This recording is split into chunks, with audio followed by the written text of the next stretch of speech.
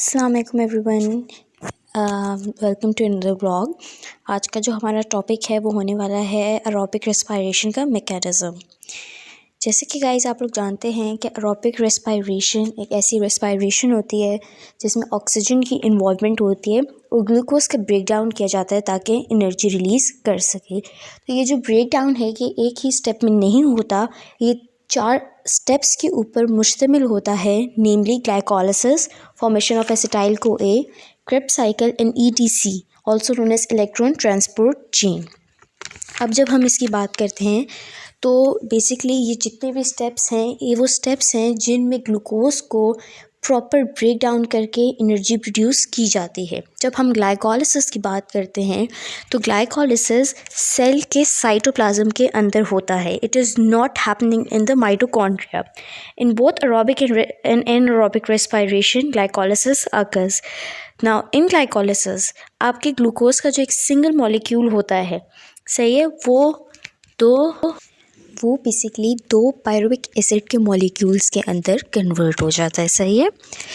इसका 2 pyruvic acid के molecules के साथ जो ग्लूकोज कन्वर्ट होती है इसके साथ हमारे पास थोड़ी बहुत एनर्जी भी निकलती है। एनर्जी हमारे पास इस पूरे के पूरे प्रोसेस के दौरान ATP की फॉर्म में निकलेगी, NADH की फॉर्म में निकलेगी एंड FADH2 की फॉर्म में निकलेगी। ये बात हमने याद रखनी है। लेकिन ये भी हमें पता होना चाहिए कि रेस्पिरेशन के एंड पे जो आपका ग्लूकोज के एक मॉलिक्यूल से एनर्जी मिलती है वो टोटल 36 होती है, सही है, और लेकिन वो होती ATP है, वो NADH और FADH2 नहीं होती। तो अब हमें यहाँ पे ज़रा गौर करना होगा कि कैसे हम NADH को और FADH2 को ATP के अंदर कन्वर्ट करेंगे। तो यहाँ पे ये प्रोसेस क्लियर हो जाना चाहिए कि ग्लाइकोलिसिस जो साइटोप्लाज्म में होता है सेल के, वो ये है कि ग्लूकोज के एक सिंगल मॉलिक्यूल को कन्वर्ट किया जाता है 2 ATP के मॉलिक्यूल्स के साथ और साथ थोड़ी सी एनर्जी रिलीज़ की जाती है, यानी कि 2 ATP के मॉलिक्यूल्स और 2 NADH के मॉलिक्यूल्स। यहाँ पे हमारा फर्स्ट पार्ट जो है मैकेनिज़्म ऑफ एरोबिक रेस्पिरेशन का वो कंप्लीट हो जाता है। Moving on to the second part of aerobic respiration, यहाँ पे हमारे पास इस मैकेनिज़्म की जो सेकेंड पार्ट है इसका नाम फॉर्मेशन ऑफ एसिटाइल CoA है। देखिए, सबसे पहले ग्लाइकोलिसिस में हमने ग्लूकोज के एक मॉलिक्यूल को 2 ATP के मॉलिक्यूल में कन्वर्ट किया और साथ थोड़ी सी एनर्जी रिलीज़ की। आई वुड बेटर रिकमेंड कि अगर आप लोग टोटली यहाँ मुझसे पढ़ रहे हैं तो 2 ATP के मॉलिक्यूल और 2 NADH, यानी कि जितने भी रिएक्शंस में जितनी भी एनर्जी निकल रही है उनको साइड पे आप लोग लिखते जाएँ ताकि उसके एंड में जो हम कैलकुलेशंस करें वो आपको ईज़िली समझ आ सके। जी, तो सेकंड पार्ट हमारा ये है कि फॉर्मेशन ऑफ एसिटाइल CoA। हमें पता है कि ग्लूकोज अब ग्लूकोज का मॉलिक्यूल नहीं रहा, वो 2 पायरुविक एसिड के मॉलिक्यूल में कन्वर्ट हो चुका है और साथ हमारे लिए थोड़ी सी एनर्जी रिलीज़ हुई है। अब जो ब्रेक डाउन है वो इस पायरुविक एसिड के मॉलिक्यूल के ऊपर होगा। तो ये जो पायरुविक एसिड का मॉलिक्यूल है ये ऑक्सीडाइज किया जाता है, यानी कि इट लूजेस इलेक्ट्रॉन। अब पॉइंट इस कि जब ये एक इलेक्ट्रॉन को लूज़ करता है तो ये 1-2 कार्बन के मॉलिक्यूल एसिटाइल ग्रुप के अंदर चेंज हो जाता है, सही है। 2 पायरुविक एसिड के जो मॉलिक्यूल्स हैं वो 2 एसिटाइल ग्रुप A के मॉलिक्यूल्स में चेंज हो रहे हैं, सॉरी एसिटाइल ग्रुप के मॉलिक्यूल्स में चेंज हो रहे हैं। अब ये हमारे पास 2 मॉलिक्यूल हैं एसिटाइल ग्रुप A, इनके ऊपर एक एंजाइम एक्ट करेगी जिसको हम कोएंजाइम A बोलते हैं और इसकी मदद से ये जब एसिटाइल ग्रुप के साथ कंबाइन होगी तो हमारे पास एसिटाइल CoA बन जाएगा। इस रिएक्शन के दौरान कार्बन डाइऑक्साइड जो है वो रिमूव की जाती है और NADH के 2 मॉलिक्यूल्स प्रोड्यूस किए जाते हैं। तो हम कह सकते हैं कि इसकी इक्वेशन हम ये बना सकते हैं कि 2 pyruvic acid molecules will be plus 2 coenzyme A molecules will be converted into 2 acetyl CoA plus 2 carbon dioxide molecules plus 2 NADH। अच्छा जी, यहाँ पे हमारा जो सेकेंड प्रोसेस है वो भी कंप्लीट होता है। हम सीक्वेंस के साथ साथ नीचे आ रहे हैं। पहले हमने ग्लूकोज को पायरुविक एसिड में कन्वर्ट किया और फिर पायरुविक एसिड के ऊपर एंजाइम CoA को एक्ट करवाया ताकि वो एसिटाइल CoA बना सके। इस प्रोसेस के दौरान जितनी भी एनर्जी रिलीज़ हो रही है, चाहे वो NADH की फॉर्म में हो रही है, ATP की फॉर्म में हो रही है या FADH2 की फॉर्म में हो, या FADH2 के फॉर्म में हो रही है उसको हम एक साइड पे नोट करते जाएंगे। अगला जो प्रोसेस है वो क्रेब्स साइकिल का है और ये आपके साइटोप्लाज्म में नहीं होता। पिछले जो दोनों प्रोसेसेस थे वो साइटोप्लाज्म में हो रहे थे। ये जो प्रोसेस है क्रेब्स साइकिल का ये माइटोकॉन्ड्रिया में होता है। बेसिकली ये माइटोकॉन्ड्रिया के मैट्रिक्स जो उसके साइटोप्लाज्म के लिक्विड होता है उसके अंदर होता है। एसिटाइल ग्रुप जब बना था तो वो हमारे साइटोप्लाज्म के अंदर था। अब क्या होगा, अब ये होगा कि बेसिकली जो एसिटाइल को ए है जब वो माइटोकॉन्ड्रिया के अंदर एंटर होगा तो वो दोबारा से स्प्लिट हो जाएगा एंजाइम को ए में और एसिटाइल ग्रुप में। और ये जो एसिटाइल ग्रुप होगा ये फिर इसके ऊपर फर्दर रिएक्शंस होंगे और ये एनर्जी प्रोड्यूस करेगा। जब अब आपके एसिटाइल ग्रुप के अंदर ऊपर रिएक्शन होंगे तो वो कन्वर्ट हो जाएगा 4 कार्बन डाइऑक्साइड के मॉलिक्यूल्स में, साथ वो 2 ATP के मॉलिक्यूल्स रिलीज़ करेगा, 6 NADH के मॉलिक्यूल्स रिलीज़ करेगा और 2 FADH2 के मॉलिक्यूल रिलीज़ करेगा। तो हम इसकी इक्वेशन बना सकते हैं कि 2 acetyl co A will be equal into 4 carbon dioxide molecules plus 2 ATP plus 6 NADH plus 2 FADH2। Okay, तो यहाँ पे अब हमारा प्रोसेस ख़त्म होता है क्रेब्स साइकिल का और हम आ जाते हैं इलेक्ट्रॉन ट्रांसपोर्ट चेन के अंदर। Now electron transport chain is a series of electron carriers located in the inner membrane of mitochondria. यानी कि जो माइटोकॉन्ड्रिया की इनर मेम्ब्रेन है उसमें आपके पास इलेक्ट्रॉन कैरियर्स, ऐसे मॉलिक्यूल्स जो इलेक्ट्रॉन्स को आगे कैरी कर सकें, वो सीरीज़ में लोकेटेड होते हैं। सही है। The electrons that are removed by oxidation of food molecules during glycolysis in Krebs cycle are carried to the ETC by NADH and FADH2। यानी कि जो इलेक्ट्रॉन्स आपके खाने के मॉलिक्यूल की ऑक्सीडेशन के टाइम पे रिमूव, यानी कि जब खाने के मॉलिक्यूल्स की ऑक्सीडेशन होती है और इलेक्ट्रॉन्स रिमूव किए जाते हैं ग्लाइकोलाइसिस और क्रेब्स साइकिल के दौरान, वो आपकी ETC तक NADH और FADH2 लेके जाते हैं। अगर हमने गौर किया हो तो इलेक्ट्रॉन ट्रांसपोर्ट अगर हमने गौर किया हो तो ग्लाइकोलाइसिस के दौरान और क्रेब्स साइकिल के दौरान हमारे पास NADH और FADH2 के मॉलिक्यूल्स रिलीज़ हुए थे।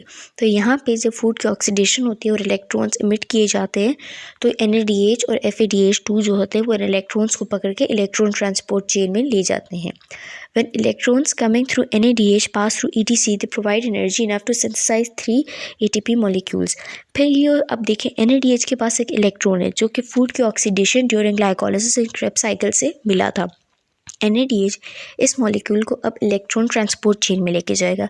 जब NADH इलेक्ट्रॉन ट्रांसपोर्ट चेन में इलेक्ट्रॉन देगा तो वो इलेक्ट्रॉन ट्रांसपोर्ट चेन इतनी एनर्जी निकालेगी एक NADH के मॉलिक्यूल पे कि 3 ATP के मॉलिक्यूल रिलीज़ हो सकें। यानी कि जब NADH का एक मॉलिक्यूल ETC से गुजरेगा तो इतनी एनर्जी आपको मिल जाएगी कि 3 ATP के मॉलिक्यूल्स बन सकें। सिमिलरली FADH2 का मॉलिक्यूल जब ATP में से गुजरेगा तो इतनी एनर्जी हमें मिल जाएगी कि 2 ATP के मॉलिक्यूल्स मिल सकें। The final electron acceptor is hydrogen atom that combines with the hydrogen ions to produce water। अब देखें एनर्जी तो हमारे पास रिलीज़ हो रही है बट इलेक्ट्रॉन तो आपके इलेक्ट्रॉन कैरियर्स लेके जा रहे हैं ना आगे। तो जो फाइनल इलेक्ट्रॉन एक्सेप्टर है जो इलेक्ट्रॉन्स को एक्सेप्ट करेगा वो ऑक्सीजन का एटम होता है और ये जो ऑक्सीजन का एटम होता है ये फिर हाइड्रोजन आइंस के साथ कंबाइन होता है और वाटर की फॉर्मेशन करता है। एरोबिक रेस्पिरेशन अब यहाँ पे हमारे पास है कि 38 ATP मॉलिक्यूल्स प्रोड्यूस करती है एक ग्लूकोज के मॉलिक्यूल के ब्रेकडाउन के साथ। Well 2 ATPs are utilise so it gives 36 ATPs at net energy. अब यहाँ पे ये बहुत इंटरेस्टिंग बात आती है। देखें, अगर मैं कहती हूँ कि एक NADH का मॉलिक्यूल इतनी एनर्जी दे रहा है कि वो 3 ATP के मॉलिक्यूल्स में तब्दील हो जाए तो इट मीन्स कि 1 NADH equals 3 ATP and 1 FADH2 equals 2 ATP। सही है। अगर इस लिहाज से मैं देखूँ कि ग्लाइकोलाइसिस के दौरान कितनी एनर्जी रिलीज़ हो रही है,